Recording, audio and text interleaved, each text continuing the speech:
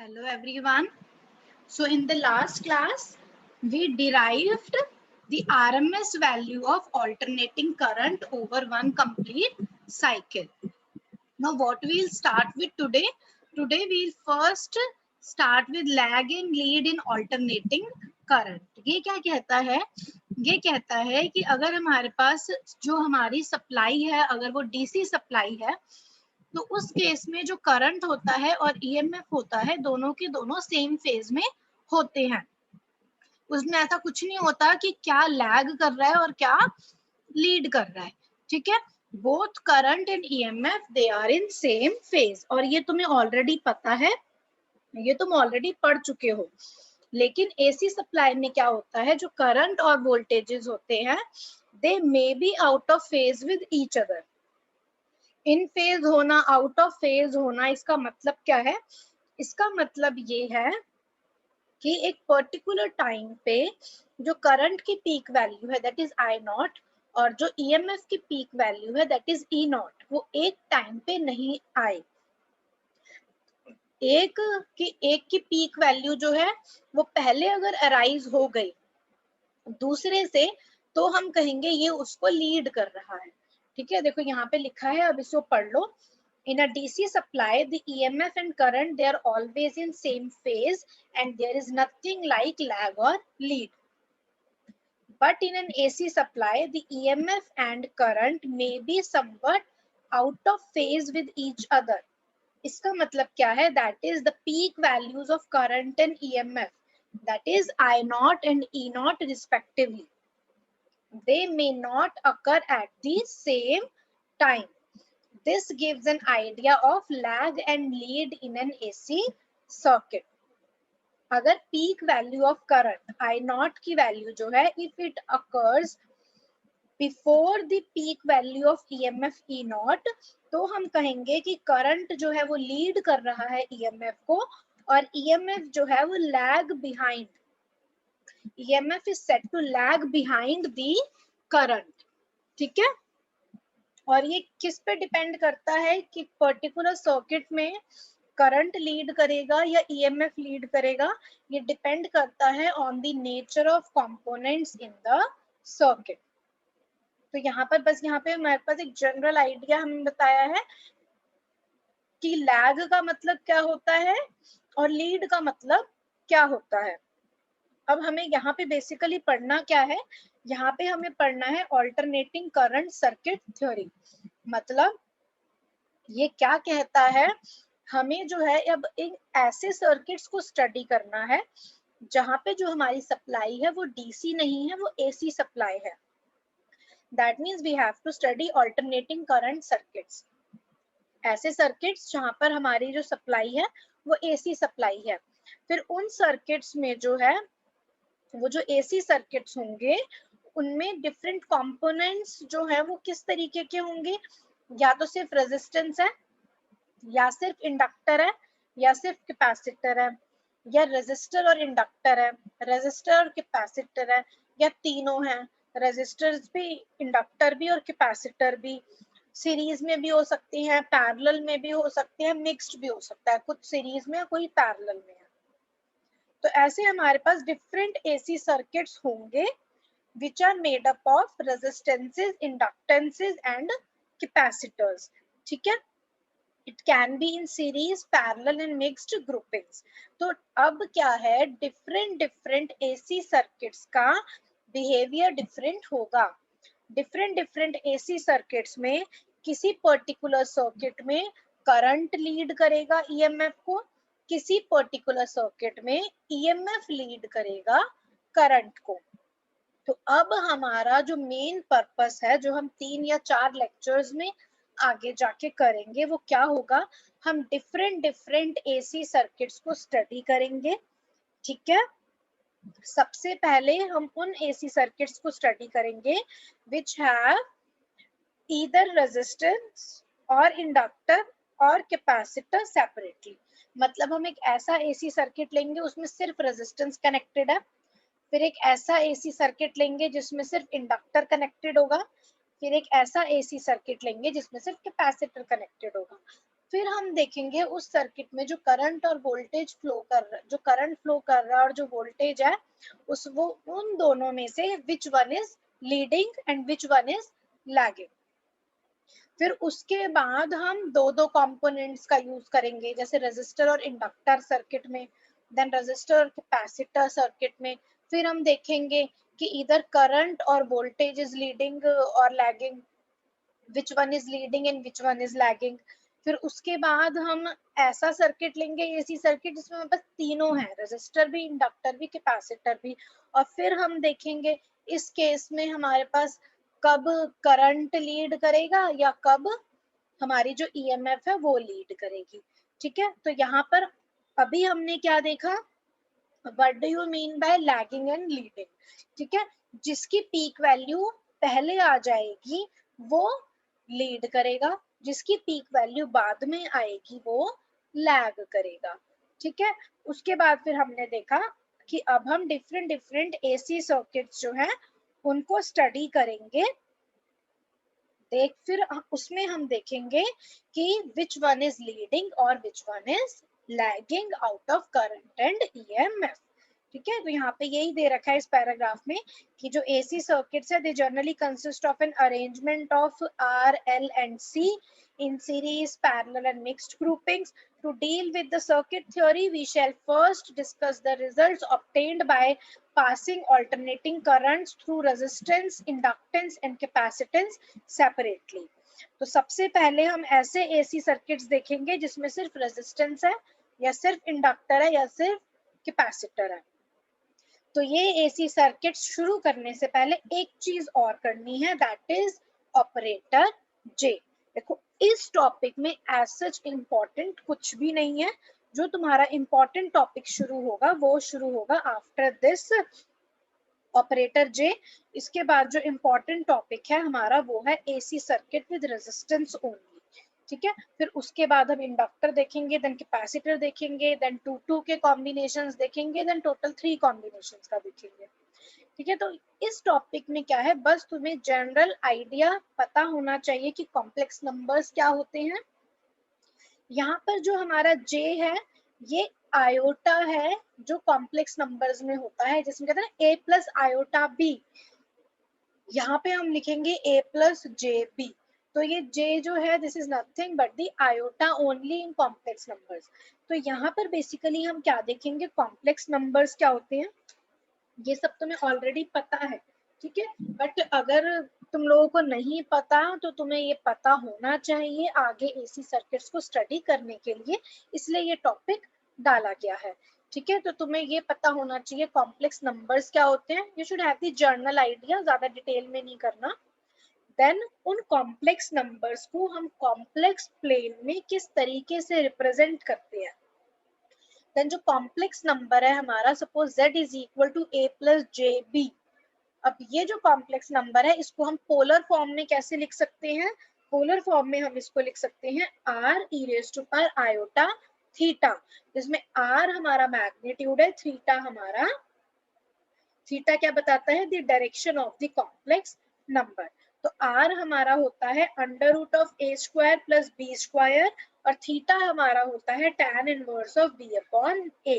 आई hope ये तुम सबको पता है, अगर नहीं पता तो यहाँ पे I am briefly discussing these things. So to understand the concept of operator J, that means iota, let us first consider a vector B represented by OP1 in figure 5.2a।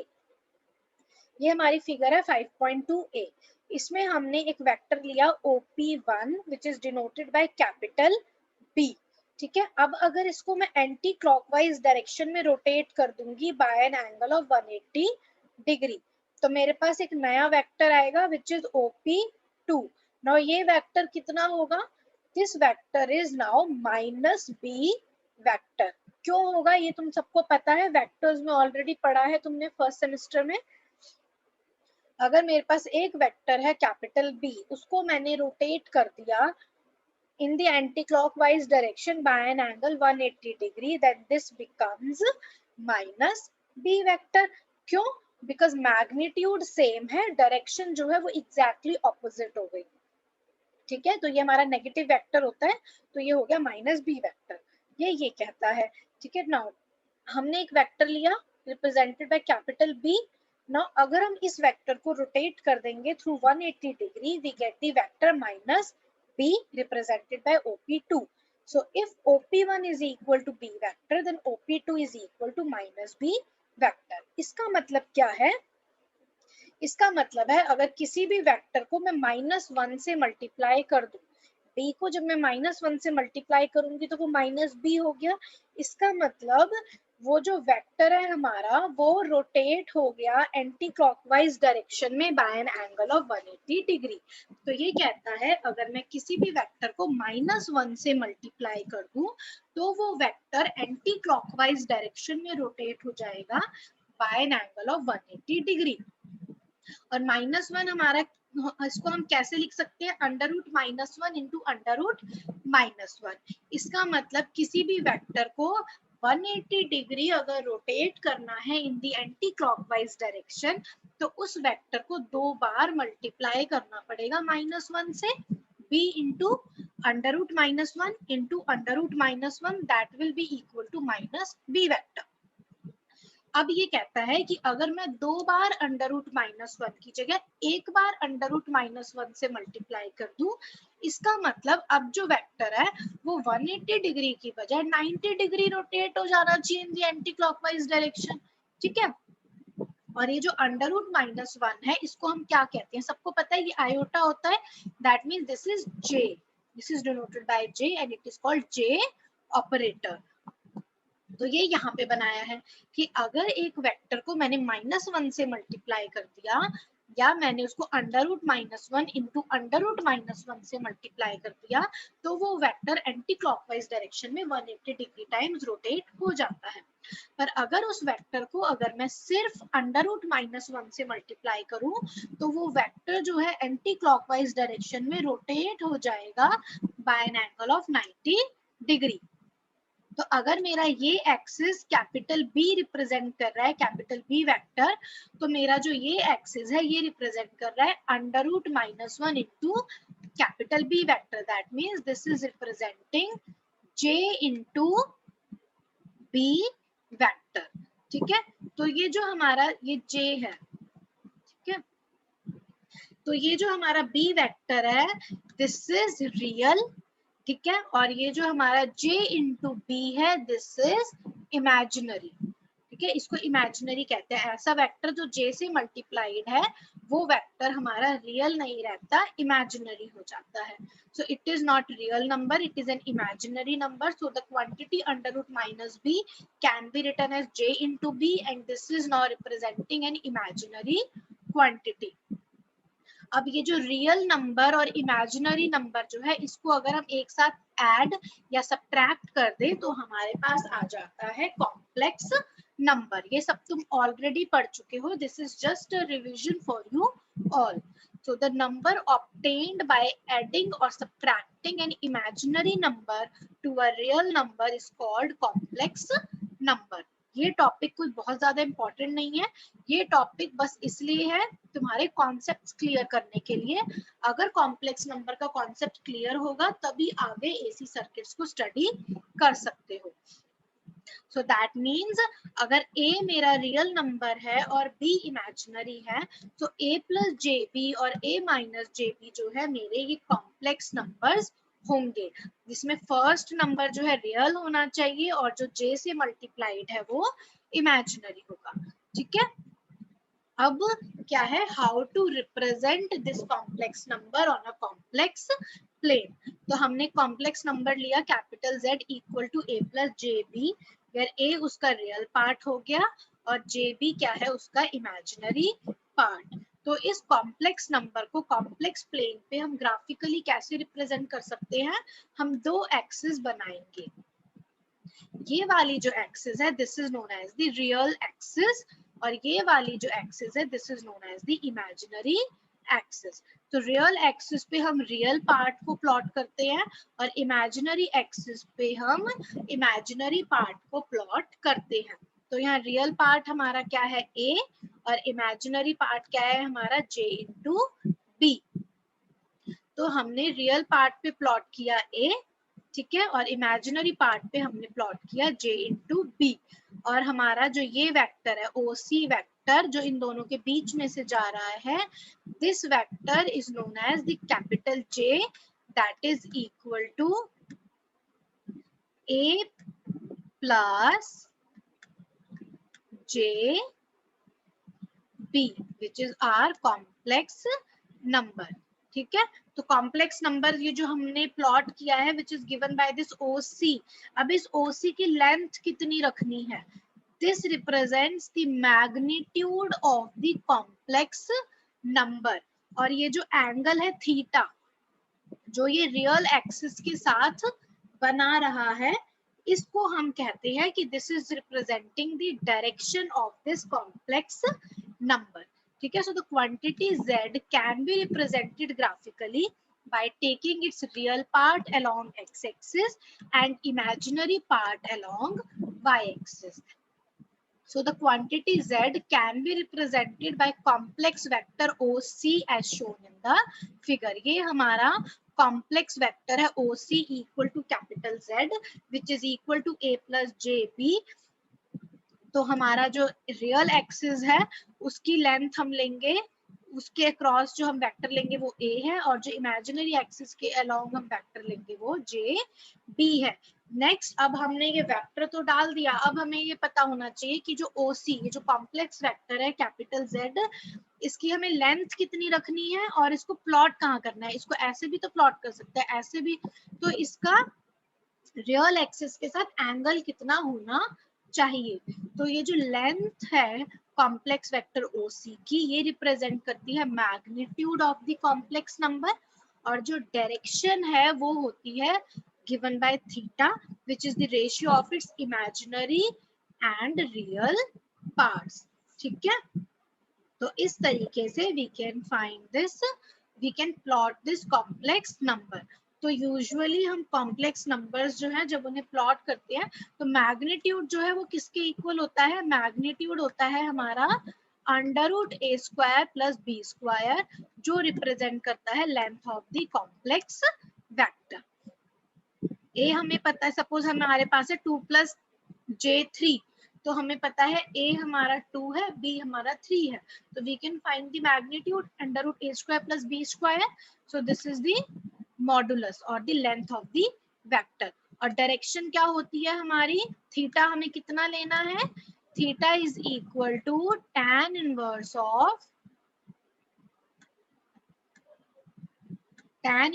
Of b upon a, real ratio of imaginary to the real part, उसका tan inverse जो है ये हमें direction देता है। ठीक है, अब ये क्या कहता है नाउ, अब हमारे पास ये एक वेक्टर है OC। ठीक है, अब यहाँ पे ये चीज हमें समझाने के लिए बस बता रखी है कि अगर ये जो मेरे पास कॉम्प्लेक्स वेक्टर है a प्लस jb, इसको अगर मैं j से मल्टीप्लाई कर दूं, दैट मीन्स मैं उसको अंडर रूट -1 से मल्टीप्लाई कर रही हूँ, इसका मतलब वो वेक्टर जो है वो रोटेट हो जाएगा by 90 degree in the anti clockwise direction without any change in its magnitude. मतलब jz हमारा कितना हो गया? z हमारा a प्लस jb था, तो jz हो गया ja minus b and is represented bye od। किसी भी वेक्टर को, कॉम्प्लेक्स वेक्टर को अगर मैंने अंडर रूट -1 से मल्टीप्लाई कर दिया, दैट मीन्स मैंने j से मल्टीप्लाई कर दिया, तो कितने एंगल से रोटेट होगा? π/2 एंगल। देखो यहाँ लिखा हुआ है π/2, π/2 एंगल से ये एंटी क्लॉकवाइज डायरेक्शन में रोटेट हो जाएगा with the same magnitude. And let's say now this new vector is represented bye OD vector. ठीक है, और अगर मैं इसको मल्टीप्लाई करूं बाय -j, दैट मीन्स मैं मल्टीप्लाई कर रही हूँ बाय -√-1, इसका मतलब अब ये वेक्टर रोटेट हो जाएगा by an angle of π/2 in the clockwise direction. Anti clockwise की जगह क्लॉकवाइज डायरेक्शन में रोटेट हो जाएगा। अगर किसी भी वेक्टर को मैं j से मल्टीप्लाई कर रही हूँ तो वो 90 डिग्रीज रोटेट होगा इन द एंटी क्लॉकवाइज डायरेक्शन, और अगर -j से मल्टीप्लाई कर रही हूँ तो वो 90 डिग्री रोटेट होगा इन द क्लॉकवाइज डायरेक्शन। तो -jz कितना हो जाएगा? z a प्लस jb है, तो this becomes -ja minus b, ठीक है, जे स्क्वायर हमारा -1 होता है, ठीक है, this is represented by O E vector. मतलब अब ये जो ओ सी वेक्टर है इसको अगर मैं मल्टीप्लाई करती हूँ बाय -j, तो ये रोटेट हो जाएगा in the clockwise direction by an angle of π/2 and the new vector becomes O E vector, ठीक है। तो एक ये चीज पता होनी चाहिए। नेक्स्ट क्या है अब हमारा कि इन कॉम्प्लेक्स नंबर्स को how we can express in polar coordinates. अब हम आगे जो भी एसी सर्किट्स कंसीडर करेंगे वहां पे हम जो कॉम्प्लेक्स नंबर्स हैं उनको हम पोलर ग्राफ बनाएंगे, मतलब सिंपल हमारे पास जो कॉम्प्लेक्स प्लेन है उसमें हम इनको प्लॉट करेंगे, बट जो हम कॉम्प्लेक्स नंबर्स यूज करेंगे वो हम a प्लस जे बी के फॉर्म में यूज नहीं करेंगे, वो हम r e रेज्ड पर आयोटा थीटा के फॉर्म में यूज करेंगे। मतलब we'll use the polar form of complex numbers, जिसमें r रिप्रेजेंट करता है उसका मैग्नीट्यूड और थीटा रिप्रेजेंट करता है डायरेक्शन, ठीक है। तो लेट्स से जो हमारा रियल पार्ट है a that is equal to r cos theta, जो इमेजिनरी पार्ट है b that is equal to r sin theta, तो हमारा z कितना हो गया r into cos theta plus j sin theta, and cos theta plus j sin theta is nothing but e raised to power j theta. सबको पता है e raised to power iota theta is cos theta plus iota sin theta, here iota is nothing but this operator j। अब यहाँ पे जो r है वो हमारा कितना है under root a square plus b square, ये हम यहाँ से भी निकाल सकते हैं, ठीक है। अगर a r cos थीटा है, b r sin थीटा है, अगर हम इसको स्क्वायर और ऐड करेंगे तो हमारे पास आएगा a square plus b square is equal to r square into cos square theta plus sine square theta. Cos square theta plus sine square theta 1 होता है, so we get r square is equal to a square plus b square, so r is equal to under root a square plus base b square, which is representing the magnitude or the modulus of the complex number, ठीक है। ये मैंने already यहाँ पे बताया था कि ये मैग्नीट्यूड होता है और ये डायरेक्शन होती है।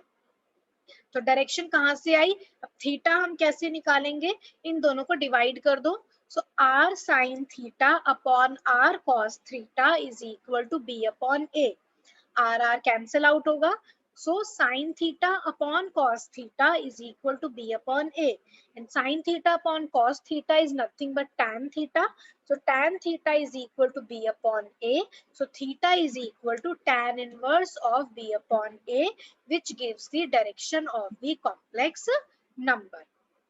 तो किसी भी कॉम्प्लेक्स नंबर को हम पोलर फॉर्म में लिख सकते हैं, इस फॉर्म में लिख सकते हैं जिसमें r हमारा होगा under root a square plus b square और थीटा हमारा होगा tan inverse b upon a। So r is representing the magnitude of the complex number and theta is representing the direction of the complex number, ठीक है। यहाँ तक हमें पता होना चाहिए। अब हम क्या देखेंगे कि हम इसको क्यों पढ़ रहे हैं, इसको हम कैसे आगे यूज करेंगे। देखो जो हम ऑल्टरनेटिंग करंट लेते थे आई, वो कैसे लेते थे i naught sine omega T, और जो हम ऑल्टरनेटिंग ईएमएफ लेते थे वो हम लिखते थे ई नॉट साइन ओमेगा टी। अब इसमें अगर मैं फेज भी ऐड कर दूं तो मेरे पास आई हो गया i naught sine omega t plus 5, e हो गया e naught sine omega t plus 5, where 5 is representing the phase, ठीक है। इसमें हमें पता चलेगा कि करंट या ईएमएफ में से कौन सा लैग कर रहा है और कौन सा लीड कर रहा है। अब यहाँ पे देखो हम यूजुअली करंट की एक्सप्रेशन ऐसे लेते हैं और ईएमएफ की एक्सप्रेशन ऐसे लेते हैं, ठीक है। अब हम क्या करेंगे, इसको अब हम इस फॉर्म में लिखेंगे, I is equal to I naught e raised to power j omega t plus 5 and E is equal to E naught e raised to power j omega t plus 5। मतलब अब हम alternating EMFs and alternating currents को polar form of complex numbers के form में लिखेंगे। देखो अगर मैं इसको एक्सपैंड करती हूँ तो मेरे पास क्या होगा, आई नॉट मैंने एज इट इज लिखा, e raise to power j theta हो गया ना, तो ब्रैकेट में मेरे पास क्या होगा, e raise to power j theta is cos theta plus iota sine theta, और थीटा यहाँ पे क्या है ओमेगा टी प्लस 5, तो इसको मैं लिख सकती हूँ कॉस ओमेगा टी प्लस 5 इसकी एक्सपेंशन है e raise to power j theta की प्लस जे साइन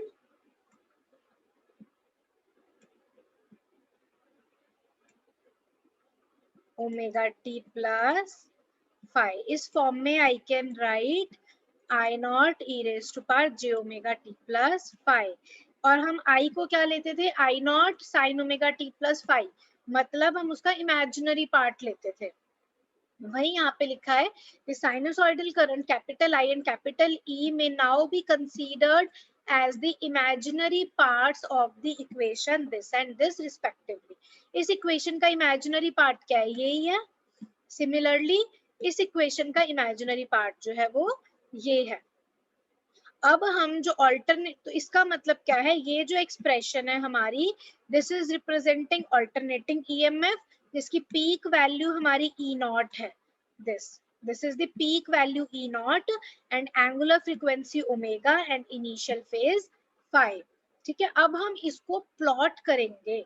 अब ये कॉम्प्लेक्स नंबर है ना, ये किस फॉर्म में है, इस तरीके से है ना, r e raise to power j theta. अब इसको हम प्लॉट कैसे करेंगे, देखो ई नॉट हमारा क्या है, this is the magnitude of this complex number capital E which is also known as the peak value of alternating EMF। तो इसका जो हमने ये एक वेक्टर प्लॉट किया बीच में, ये रियल एक्सिस है, ये इमेजिनरी एक्सिस है, बीच में हमने ई वेक्टर को प्लॉट कर दिया। अब ये जो ई वेक्टर है इसका मैग्नीट्यूड कितना होगा, इसका मैग्नीट्यूड इक्वल होगा ई नॉट, मतलब ये जो लेंथ है वेक्टर की ये किसके इक्वल होगी, ई नॉट के इक्वल होगी। और इस वेक्टर को हमें कहाँ बनाना है, इस वेक्टर को हमें बनाना है जो रियल एक्सिस से कितने एंगल पे है, omega t plus 5 r e raise to power j theta, where this is representing the modulus of the complex number which is the length of the vector, and this is representing the direction of the complex number, मतलब कितना angle ये vector बना रहा है with the real axis। तो इस तरीके से I can plot capital E equal to E naught e raised to power j omega t plus 5। ठीक है, तो इस चीज का हमें ध्यान रखना है।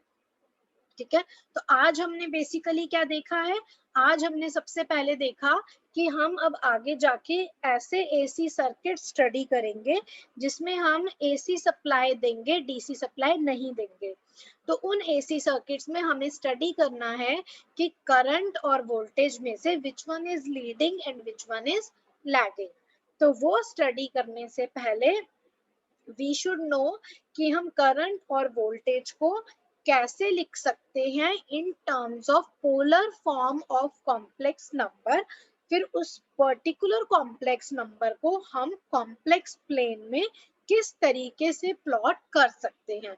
इस टॉपिक का मेन सिग्निफिकेंस बस इतना है।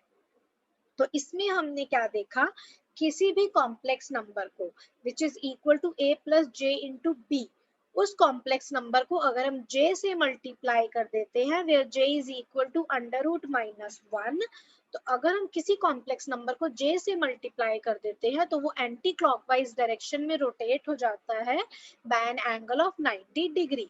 और अगर हम किसी कॉम्प्लेक्स नंबर को माइनस j से मल्टीप्लाई कर देते हैं तो वो क्लॉकवाइज डायरेक्शन में रोटेट हो जाता है by an angle of 90 degree.